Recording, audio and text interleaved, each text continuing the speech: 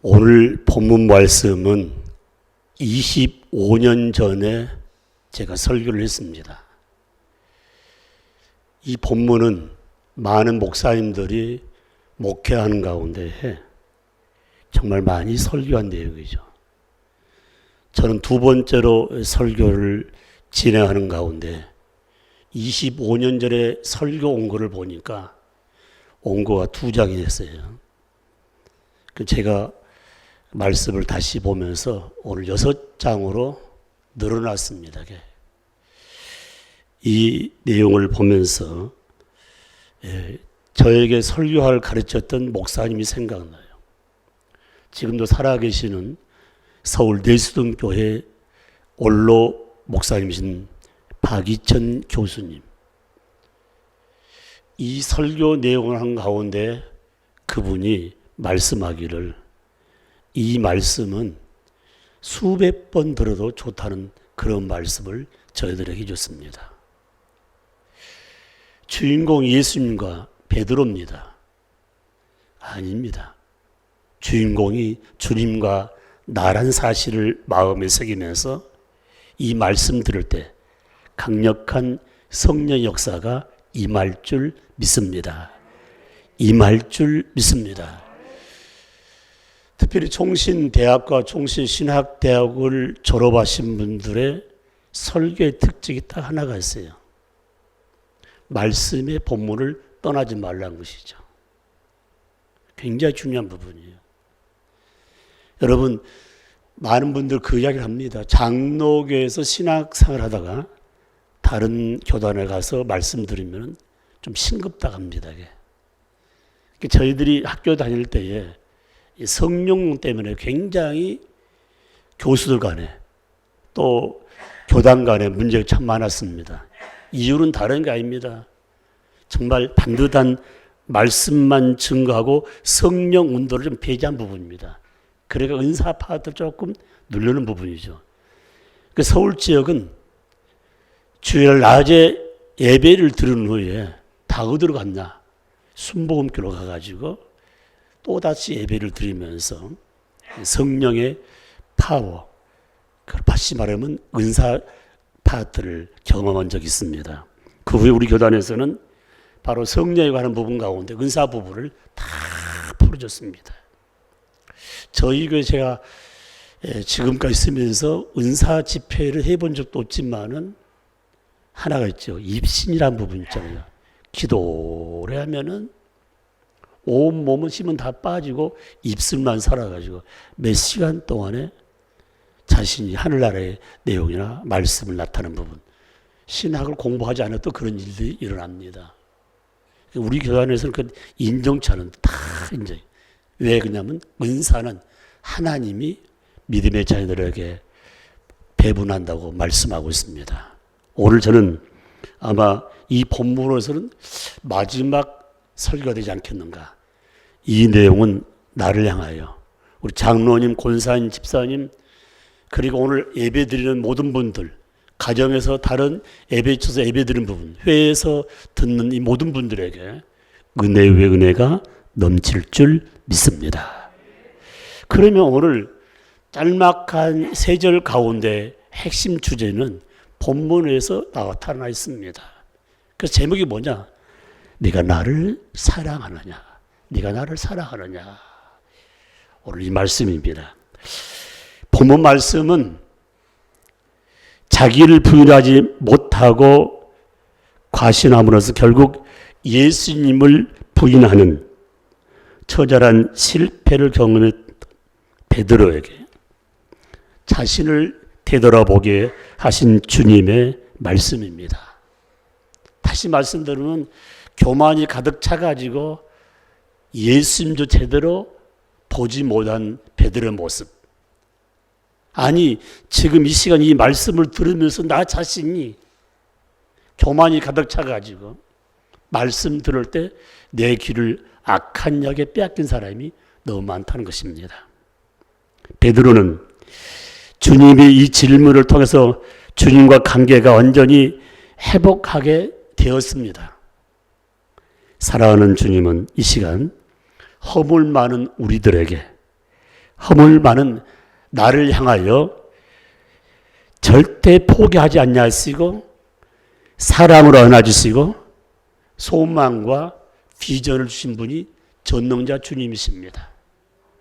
사랑하는 성도 여러분, 사람은 나를 포기하고 사람은 나에게 여러 가지 실망과 절망을 준다 할지라도 전능자 나의 주님은 우리를 향하여 절대 포기하지 않는다는 이 사실. 주님께서는 3번씩이나 주님을 부인한 베드로를 부활 후에 처음으로 만났을 때 꾸짖지도 아니하고 주님께서 베드로를 무한히 사랑하기 때문에 그를 찾아가서 만난 장면이 나타나 있습니다. 여러분, 아마 예수님이 부활해가지고 우리들 같으면은, 야, 너 나하고 약속했는데 다른 사람 변할 줄은 나는 절대 변하지 않는다는데 너 어찌 변했냐고 그런 거 묻지 않았습니다. 책망하지 않았습니다. 주님은 배반한 베드로를 찾아오셔서 하신 말씀이 요한의 아들 시몬아, 내가 이 사람들보다 나를 더 사랑하느냐. 요한의 아들 시몬아, 내가 이 사람들보다 나를 더 사랑하나. 이 물으신 것은 그를 곤란하게, 난처하게, 책망하려고 질문을 했던 것은 아닙니다. 베드로를 새롭게 변화시켜서 다시금 사명감을 주기 위해서 그에게 물었습니다. 그렇다면 왜 주님께서는 동일한 질문을 3번씩이나 했는가? 그게 오늘 본문이 주는 메시지고 내가 내 마음에 간직해야 할 중요한 말씀입니다. 왜 3번 했을까? 왜 3번 했을까?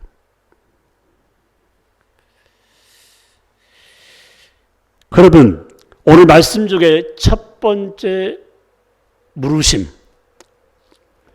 내가 이 사람들보다 나를 더 사랑하냐는 이 물음 속에는 어떤 내용이 담겨있냐면 주님께서 베드로의 잘못을 용서해 주시기 위해서 요한의 아들 시몬아, 이 사람들보다 나를 더 사랑하냐고 물으신 것입니다. 여기 반복해서 하신 것은 베드로에게 매우 당황했을 것입니다. 하지만 그것은 베드로로 하여금 잘못을 깨닫게 하고 베드로를 용서해 주시는 주님의 의도가 담겨 있다는 것입니다. 왜냐하면 예수님께서는 베드로를 진정으로 정죄하고 징계하려고 하였다면 어떤 일을 하게 되는가? 베드로에게 무관심을 가지면 되는 거예요. 그리고 제자들 가운데 소외시키면 됩니다. 또 하나가 있죠. 주님이 직접 부르시지 않았을 것입니다. 그러므로 저와 여러분이 주님께서 우리에게, 나에게 시련을 주고 고난과 역경을 주시고 주님께서 나를 당황케 하실 때에 거기에는 하나님의 의도, 주님의 의도가 있던 것입니다. 그 의도가 뭐니까? 주님의 뜨거운 사랑을 다시 발견할 수 있는 기회란 사실입니다. 주님은 징계와 시련은 오직 주님이 사랑하는 자에게만 내린다는 것입니다. 하나님이, 주님이 지금 이 시간에 내가 징계를 받고 있다, 고난을 받고 있다, 그것은 곧 주님의 사랑이 그 속에 담겨 있다는 것입니다. 그러므로 어려운 고난과 시련이 임했을 때 입술로 불평, 불만하지 말고 내 마음 깊은 곳에 올라오는 진정한 감사를 할 줄 알아야 한다는 것입니다. 히브리 12장 7절 말씀 보게 되면 주님의 징계는 나에게 대한 용서의 표현입니다. 여기 히브리 12장 7절의 주님의 징계는 나에게 대한 사랑의 증표란 것입니다. 여러분, 자식에게 매를 때린 게 왜 때립니까? 내가 피가 흐르기 때문에, 내 자식이기 때문에. 그래서 정말 사랑의 증거요, 용서의 증거라는 사실을 마음에 새기면서 주께서 내가 용서를 받았다면, 주님께서 수백 번 용서를 받았다면 우리는 당연하죠. 내 이웃들을 향하여 용서해야 되는데 아니에요. 절대 용서하지 않는 사람이 너무 많습니다. 한번 마음이 비틀어지니까요. 겉은 울지만 속은 다 남모란 부분들. 왜 우리가 내 이웃들을 용서해야 되는가? 내 이웃은 누굽니까? 결혼하신 분은 남편이 있을 때 아내가 이웃이에요. 무촌이라고 그러죠. 자식이 이웃입니다. 부모가 이웃입니다. 나를 제외한 모든 사람이 이웃들입니다. 왜 이웃들을 용서해야 되는가? 부모가 자식을 용서한 분 있지만 용서 못한 분 있습니다. 여러분, 가족 안에서 용서하지 못함으로 마지막 때에 나타난 현상, 부모를 미워하고 자식을 미워하고 거기에 죽음의 굴레까지 들어간 장면이 현실까지 나타나고 있습니다. 그렇다면은 오늘 베드로를 향한 주님의 그 메시지 가운데 왜 우리가 용서해야 되는가? 네 가지 이유가 있어요. 첫 번째 이유는 뭡니까? 하나님의 전능하심을 믿기 때문에.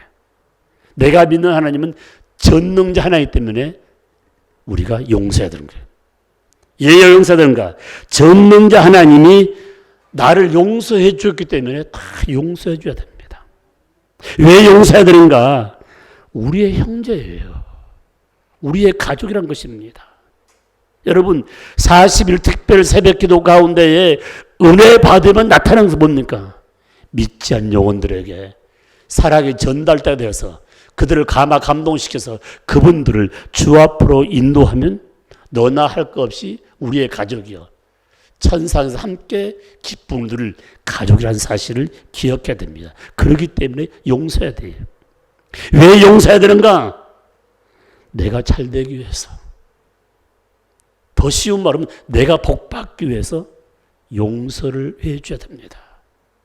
여러분, 우리 삶 가운데 얼굴에 발급 얼마나 좋겠어요. 1년 8개월 동안 수심도 가득했지만은 말씀 듣는 시간에 저 마음 한구석부터 어두우면 점점점 사라지는 거예요. 그러니까 주일날 와서 찬양하고 말씀에 은혜 받으면 얼굴이 하얘지는 거예요. 제가 아파 보니까요. 여러분, 나이 들어서는 아프면 안 되겠더라고요. 왜 그런지 아십니까? 왜 그런지 아세요? 살이 빠지면요. 살이 차는데 굉장히 시간이 많이 걸려요. 저희 목사님들 만나면 그래요. 목사님 얼굴이 막 수축이 된다고 그래요. 얼마 전만 해도 목사님 뱃살 좀 뺐으면 좋겠다고 하는데 그 말은 내 귀에 안 들어갔어요. 왜 그런지 아십니까? 남자가 뱃살이 빠지면요. 허리가 굽게 돼 있습니다. 지금도 저는 뱃살이 쪄 있는 것에 굉장히 자부심을 갖고 있습니다. 그러면 여러분, 나이가 들수록 있지 않습니까? 건강 관리를 위해서 가장 중요한 것은 내 이웃을 향하여 용서해 줄 때 영적인 건강이 오면 육신적인 건강도 온다는 사실입니다. 두 번째 말씀이죠. 요한의 아들 시몬아, 내가 나를 사랑하느냐. 이렇게 예수님이 베드로를 향하여 물으신 것은, 바로 나를 향하여 아침에 물으신 것은 베드로에게 대답의 진실성을 한번 듣기 위해서, 대답의 진실성을 시험하기 위해서 요한 아들 시몬아, 네가 나를 사랑하느냐? 네가 나를 사랑하느냐? 첫 번째 예수님의 질문과 베드로의 대답을 꼬로를 보면은 예수님께서 물으실 때에 그냥 물으신 거예요. 요한의 아들 시몬아, 네가 나를 사랑하는 이 말씀 속에는 예수님은 그 사랑을 아가페 사랑, 신학적으로 말하면 바로 신적 사랑으로 물으셨습니다. 영적 사랑을 물었는데 베드로의 대답은 신적, 영적 대답이 아니고 펠레오, 우정의 사랑으로 대답을 했습니다. 여러분, 우정은 인간적이죠. 여러분, 우리 삶 가운데 영적 사랑이 깊겠습니까? 인간적인 바로 우정이 깊겠습니까? 우정도 얼마나 깊어요. 저희 어머니를 뵈러 가니까 제가 그 손목을 봤거든요. 손목을 딱 보니까 점이 3개가 딱 찍혔는데 지나 물어봤어요. 어머님, 이분들은 다 돌아가셨어요. 그러니까 연락이 안 된대요. 나이가 들어가 다 흩어졌는지 죽었는지 살았는지 모르겠어요. 그래서 어머님처럼 권사님 됐다면 며칠 후 며칠 유담 가서 만날 텐데, 그러니까 막 웃어요. 막 그래요.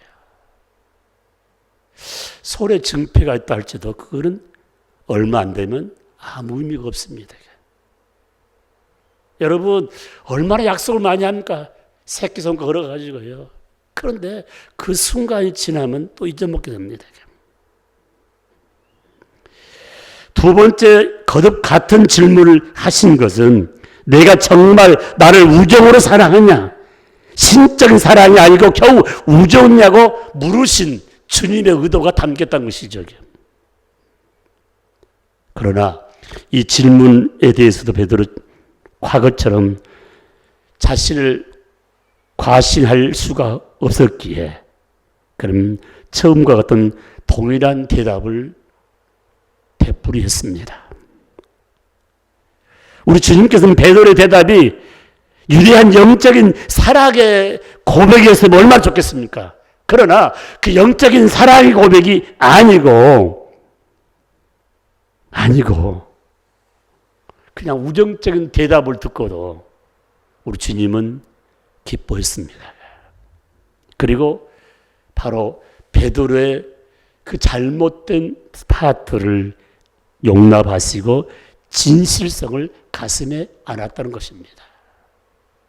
여러분, 이 말을 자칫 좀 칼빈이 소개한 내용 보니까 너의 신앙 고백이 신학적으로 맞지 않더라도 인간적인 사랑만 고백해도 주님은 기뻐하신다 그 말입니다. 할렐루야, 할렐루야.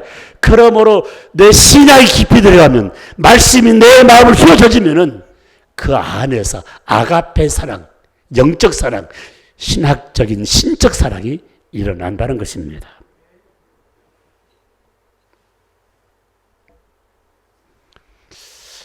하나님 자녀,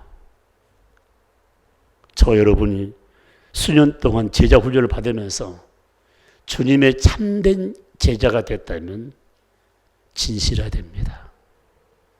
진실해야 됩니다.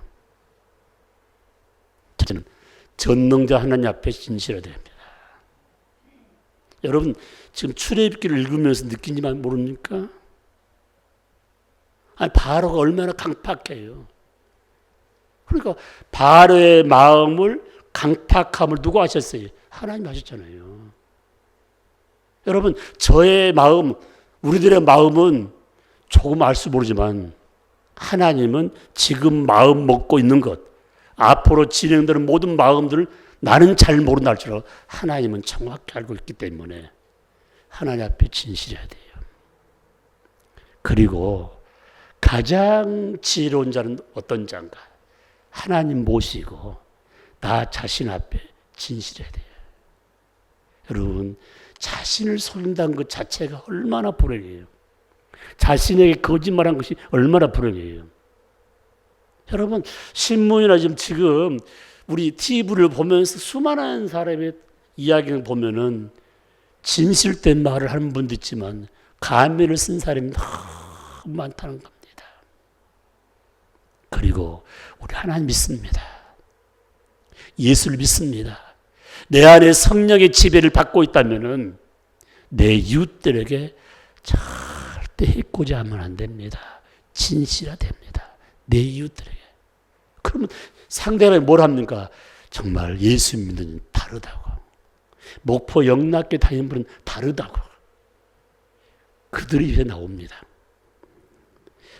그럴 때 비로소 예수님께서는 우리의 진실을 바로 인정해 주시고 그 안에 조금씩 바로 이 인간적인 사랑이 영적인 사랑으로 변화된다는 놀라운 사실입니다. 사랑하는 성도 여러분, 내 마음이 조금 흔들렸다면 세 번째 내용, 내가 나를 사랑하느냐? 내가 나를 사랑하냐? 이 질문, 세 번째 질문 뭔가? 주님은 베드로에게, 바로 저와 여러분들에게 겸손하기 위해서 묻고 있다는 것입니다. 네가 나를 사랑하느냐? 네가 나를 사랑하느냐? 주님께서 세 번째 나를 사랑하는 이 물으심 때는 인간적인 사랑으로 물으셨습니다. 또 인간적으로 계속 대답하는데 정말 너 사랑하냐? 필레의 사랑으로 주님 물으십니다. 시몬아, 내가 나를 인간적 필레로 사랑하냐고 물으신 것입니다. 주님의 질문이 왜 달라졌을까요? 베드로의 인간적인 사랑도 다 풀어주겠다는 주님의 의도가 담겨 있습니다. 그런데 베드로는요, 세 번째 질문을 받고 오늘 보면 말씀 뭐라 하세요? 근심했다고 했습니다. 요한의 아들 시몬아, 네가 나를 사랑하는 세 번째 질문을 받고 요한의 마음에, 요한 베드로의 마음 속에 뭐합니까? 근심이 쌓였다고 말씀하고 있습니다. 베드로의 마음 속에 주님을 향한 우정바지도 과장된 것이 아닌가 하는 생각을 하게 된 것입니다. 그래서 베드로는 주의 모든 것을 아시오매, 모든 걸 아시오매 내가 주님을 사랑하는 줄 주님께서 아십니다. 주님께서 아십니다. 여러분, 이 시간에 억울한 일을 당해도, 슬픈 일, 괴로움을 당해도 사람은 몰라요. 아내도 몰라요. 남편도 몰라요. 자식도 몰라요. 부모도 몰라요. 누가 아셔요? 주님이 아십니다. 주님이 아십니다.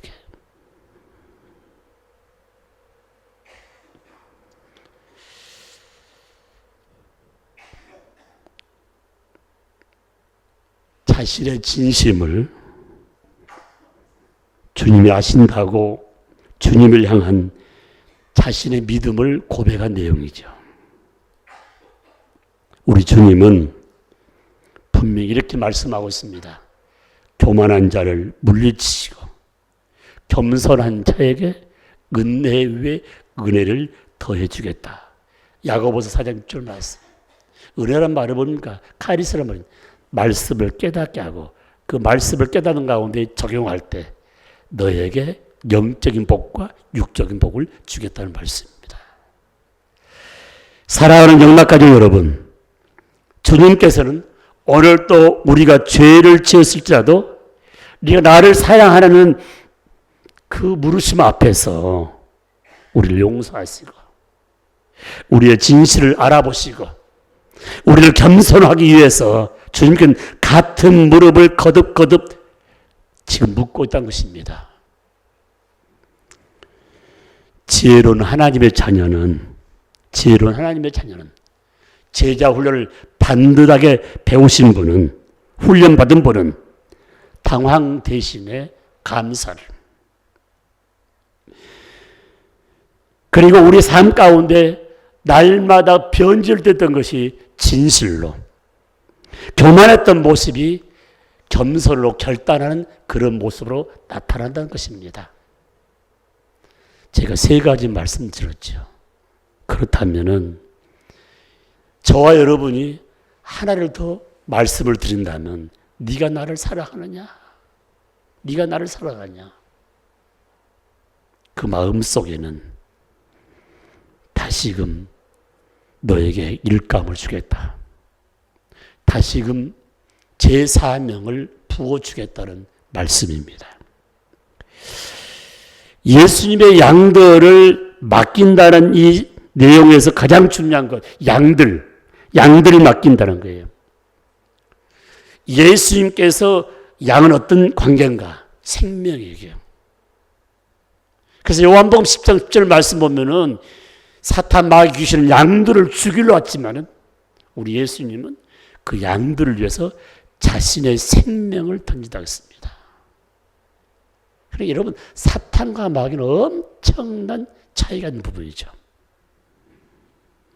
아무에게나 이 양들을 맡길 수 없기 때문에 또 묻고 또 묻으면서 네가 나를 사랑하느냐. 사랑하는 성도 여러분, 누가 주의를 합니까? 누가 주의를 합니까?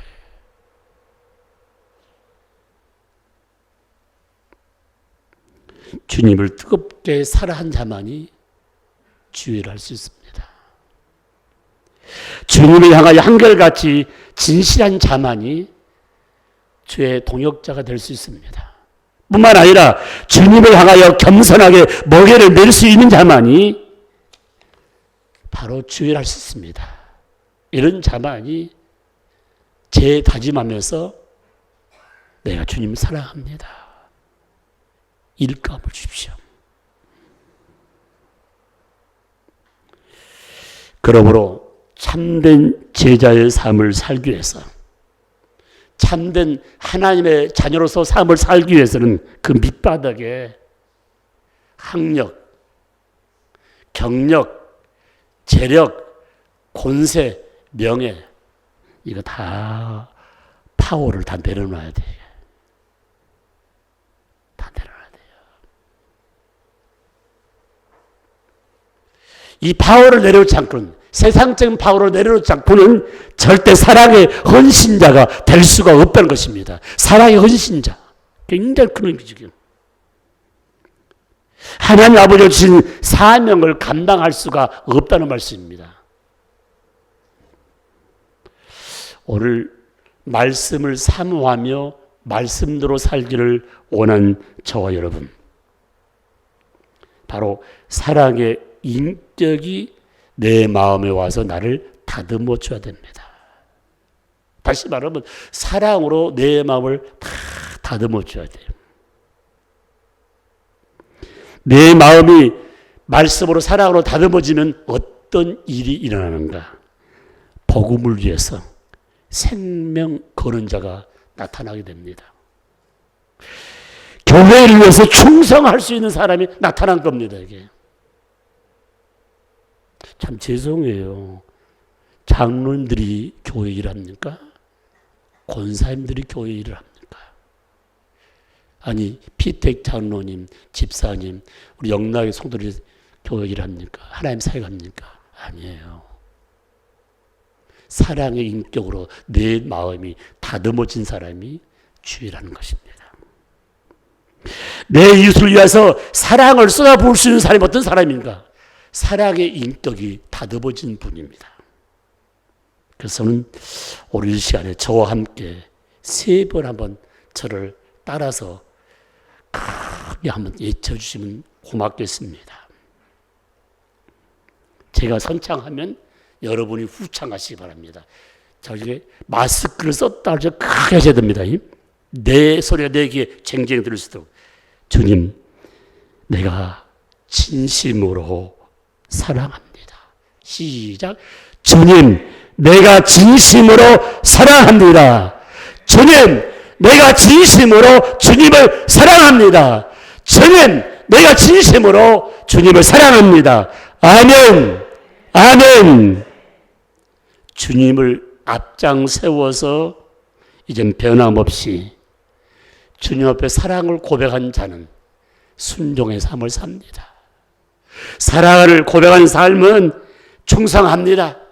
사랑을 고백한 사람은 남은 여생 사명 잘 감당한 귀한 사실을 마음에 새기면서 요한의 아들 시몬아, 네가 나를 사랑하느냐, 이 말씀 속에서 지금까지 겉만 번들어야 했던 그 모습을 십자가에 묻어버리고 오늘 말씀, 네가 나를 사랑하냐? 네, 그렇습니다. 그 우정적인 인간적인 사랑에서 아가페전 영적 사랑으로 변화하기 위해서는 이 말씀이 여러분 심령을 떠나지 않고 말씀 읽을 때마다 아버지 제 사명 주심을 감사하면서 전능자 하나님께 감사하며 찬양 가운데 영광을 돌리시기를 주의 이름으로 축복합니다. 축복합니다. 양손을 가슴에 안으시기 바랍니다. 네가